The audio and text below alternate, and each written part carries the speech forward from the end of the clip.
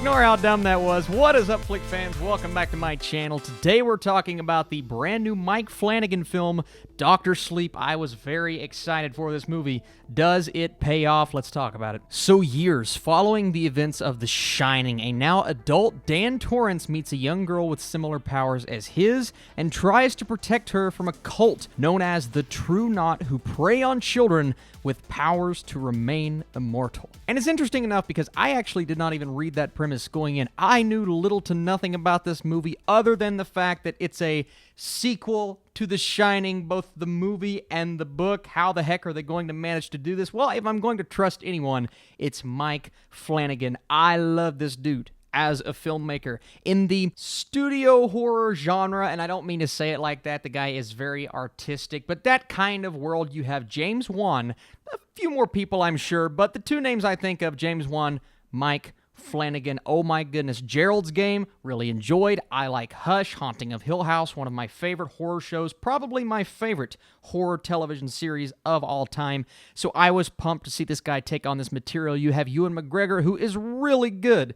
as the character of Danny. He almost steals the entire film, but Rebecca Ferguson comes in, and she is just electric throughout this entire film. And the film does something very interesting. It does not just focus on one storyline. You have multiple storylines that are cross-faded to all throughout the film. I say cross-faded because the transitions in this film, you don't see transitions utilized like this consistently throughout a movie in 2019. It really does harken back to movies of old. It harkens back to a specific movie that, you know, we're all going to compare this to The Shining. It is the unofficial sequel to The Shining.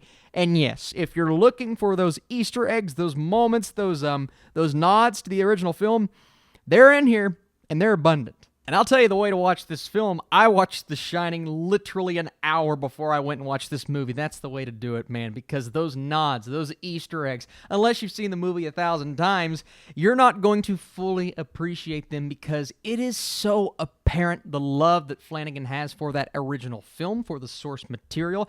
I have not read the book that this is based on, so I cannot compare it to that, but I'm sure it does absolute justice to it. And one thing I'll give this movie props for is the fact that it keeps it consistently entertaining with its long runtime, a very lengthy runtime at 2 hours and 30 minutes, and so many storylines may be the turnoff for some. The fact that the film is not all that scary could be the turnoff for others. One thing I loved about Haunting of Hill House is the scares worked very well, but I don't think that's the movie that Dr. Sleep is. I don't think it's a pure horror film. I don't think it's a pure thriller. It really is unlike anything else I've seen in the genres in 2019. My wife and I were talking in the car ride on the way back. It's a Stephen King movie. That's the genre to me. It just feels so Stephen King-esque because of the way that the entire thing plays out and the fact that you have all of these characters that by the end of the movie you care so much about. That's the source material, yes, but it's also Mike Flanagan's direction. And some may be upset that they're not getting these scares that maybe they signed up for walking into this film. Here's what I'll say. It's a redemptive,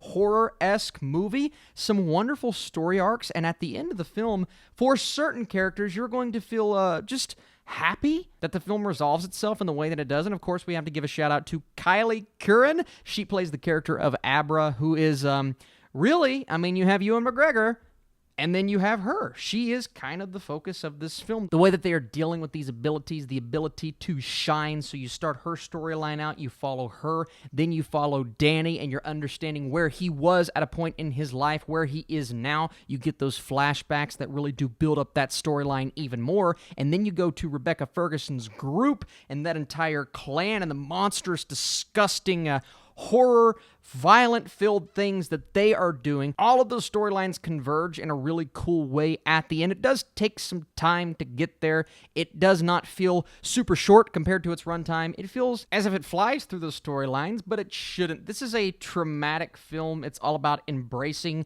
your past and telling a tale of really redemption for so many characters. It accepts what it should have been. It adds new flavors, and Mike Flanagan brings us a really stylized film in the same same vein as The Shining, but of course injecting his own flair that at the end of the day worked really well for me. It all comes down to, what do you want out of Dr. Sleep? I wanted something new, something a bit innovative and different, and I got a combination of all of those things, and I had a really nice, intriguing time. There were some issues, absolutely. The third act is a bit rushed. Certain characters, you're like, well, that wrapped up a bit quicker than I wanted it to. But this is one that I truly believe will appease casual fans, hardcore fans of The Shining, and newcomers to the franchise. If you've never seen The Shining, you may overlook some of the nods and Easter eggs, but you might get a lot out of this story. You may not, but I do think it's very intriguing. I'm going a solid 78% for Dr. Sleep. I do believe it's a watch. If you enjoyed this video, be sure to hit that thumbs up button, and I have a lot of reviews coming to you guys